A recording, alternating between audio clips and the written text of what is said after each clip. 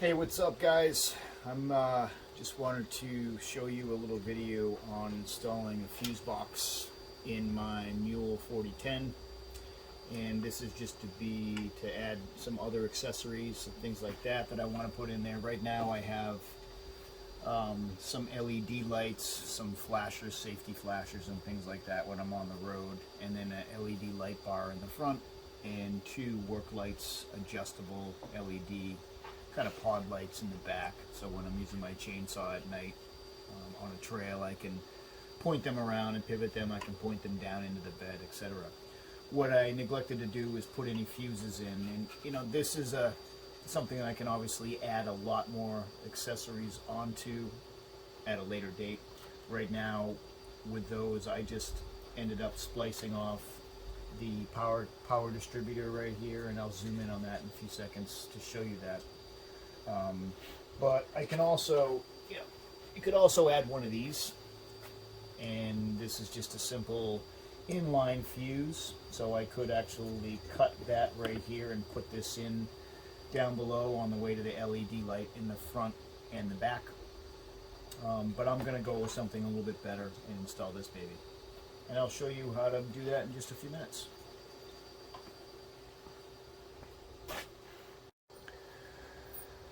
So the first thing we needed to do was remove part of the windshield. And my windshield has kind of Velcro on the inside with a channel strip up there. Not the biggest fan, but it's what came with the Mule when I bought it.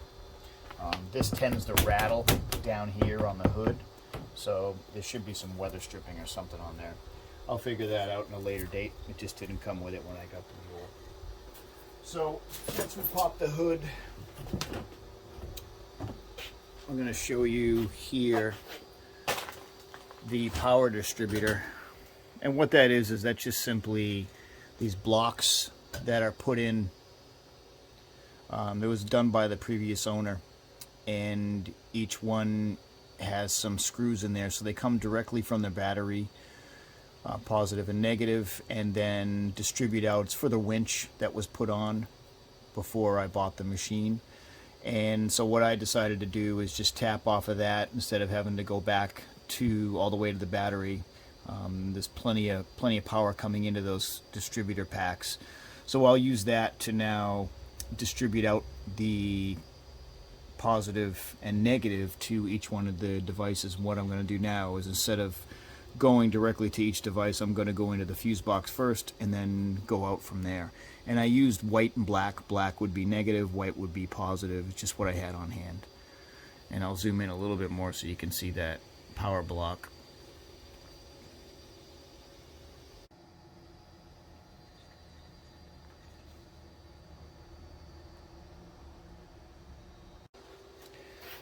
So obviously I got to remove some of my straps that I keep up here for towing purposes, and my toolbox.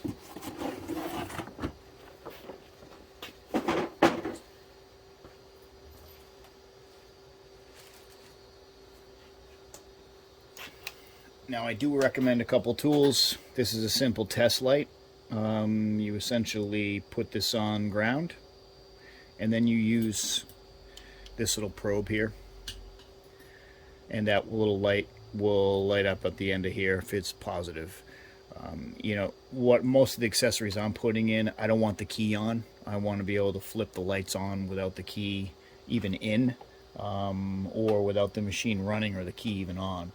So you know, obviously I don't really need to use this, but if you're starting to explore your Mule, figure out where power comes from, I wouldn't recommend touching the factory harness at all if you have a warranty. But feel free to kind of test something like that. This will light up if it's 12 volts.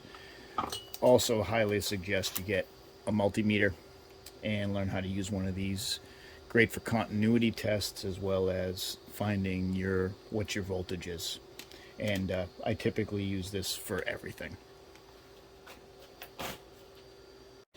First thing we're going to do is we're going to connect the positive and the negative here, and that's going to go right, coming directly from the power distribution. So I'm going to mount this most likely right on the sidewall there, or on the front sidewall here of the hood area, the whatever it is, the trunk area. First thing we're going to do is take the hood off. 10mm socket solves the problem.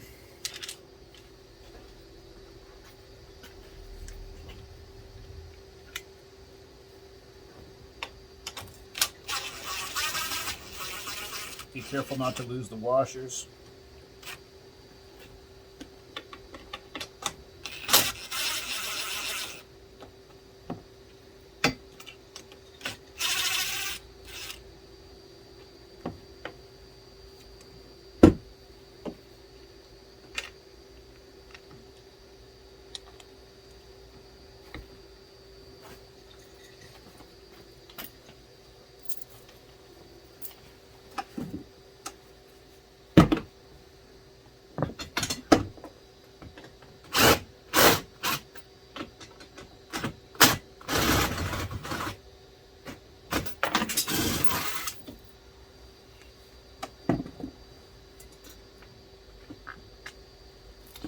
All right.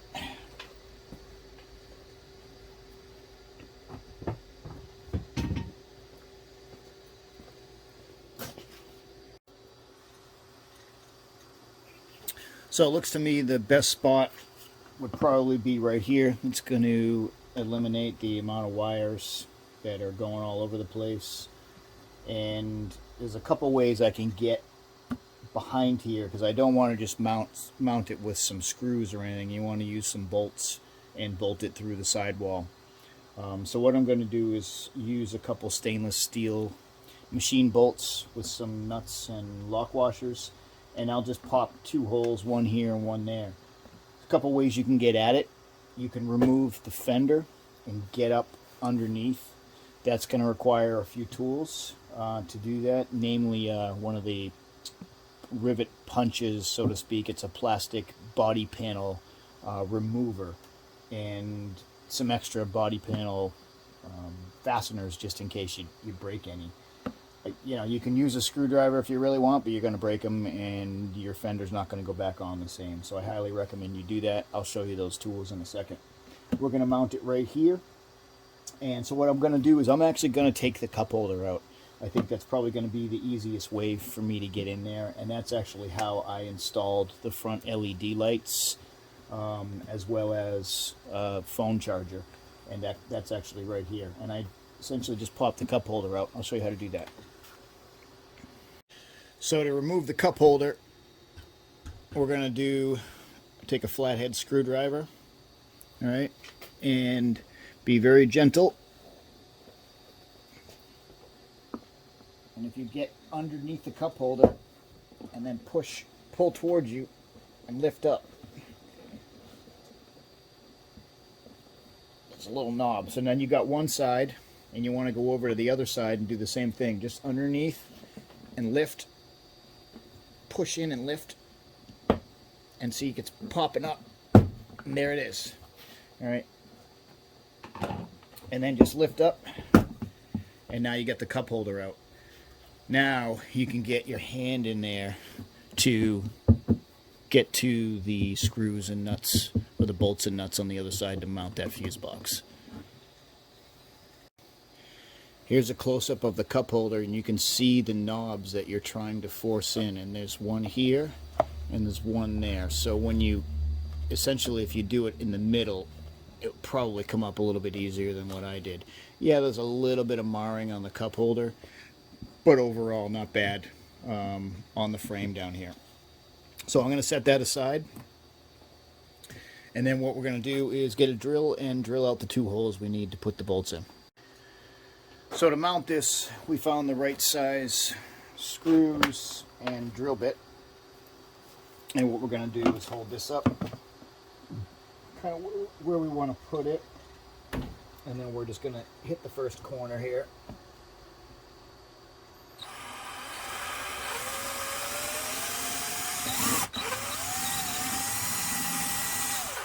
So we'll put the first bolt in that upper corner.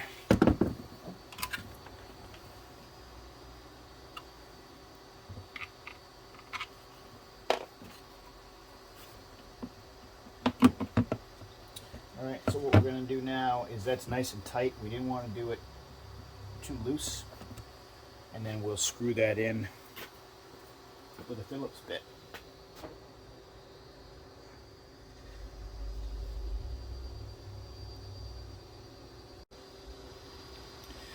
So we just wired up the fuse box. This is showing how we did it. This is the Allen wrench, and this goes into the distribution block. And essentially what we did is we just used this top open free one. And this is the negative side. Positive side, we had a short piece of wire left over that I ended up using. So here's the negative side of the fuse. And this is the main feed for the positive side. And you can see we put 3 fuses in here now just to start. Probably not going to use all 12, but this was low cost, and I'll put the link to this fuse box in the comments at the bottom or in the description. So we tightened all these up, and you obviously want to make sure your wires are all nice and clean. We put the covers back on. Now we have power to the fuse box. And how do we tell we have power? We're going to use our handy test light here. All right. This is always goes to ground. Okay. So we're throwing this on the ground side, and we're just simply testing here on the negative, the positive side. And you can see that test light. I don't know if you can see it. You can see the test light showing up and turning red. We know we got power here. Now you can see that I have 3 fuses in here. We're going to connect this back to one of the negative buses.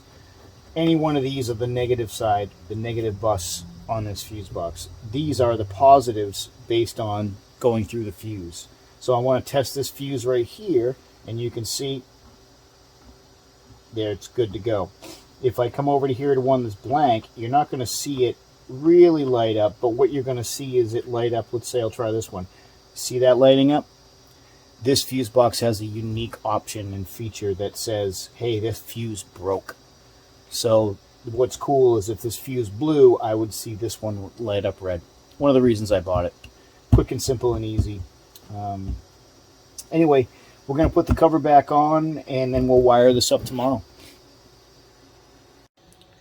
So you can see here that I wired up the accessories. So these 2 wires here with this little hole that drilled through the sidewall, that goes out. And if you look in my cup holder, you can see the 2 attachments on the left side there. And essentially what that does is that is for my USB charger, and it's also a voltmeter, so you can just check on what the voltage is. But it's a fast charger for my phone. I wanted something on the left side of the dash for me. So my phone just sits in this magnetic holder here.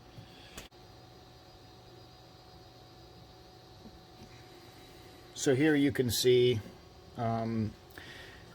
this one here, which is the positive that goes to that accessory, is obviously on the first connection here. And then there's my connection for that, all right? And then this is my fuse. And then here, this fuse is for this connection right here.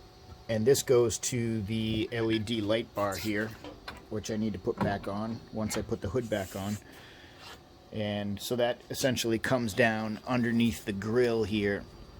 And I, see if I can get this to line up, drilled, essentially went through the, where they drilled the hole for the winch.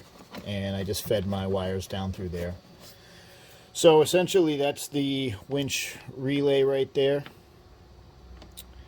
And then my power distribution right there. When you want to add other switches, I recommend, like I did for my Lightbar switch, you can come in through the back here because you can get enough room behind here to where near the hour meter, get your hand in there. And that just makes life a lot easier to work on things, so you don't have to take the whole dash off, or the whole front off. You can also drill, you know, if you're really inclined, you can drill another one of these. I think this is a 6-inch hole. I got some of these babies here. and I bought these off of Amazon. So this is a little smaller, but you can drill another hole here if you decide you need to. I don't recommend putting too many in there, but that's definitely doable. If you want to put another hole there, you could do that, and then just throw this cap on. I decided I didn't need to do it. It was easy enough to go through here. Definitely recommend taking the cup holder out if you're going to do any work like this. It's so much easier. If I had to take the front hood off, I would have had to take the whole windshield off. Just a major pain in the ass. So I decided to go through the cup holder. You can also come down here and take off the wheel well, the fender, if you need to get up underneath here to do anything there.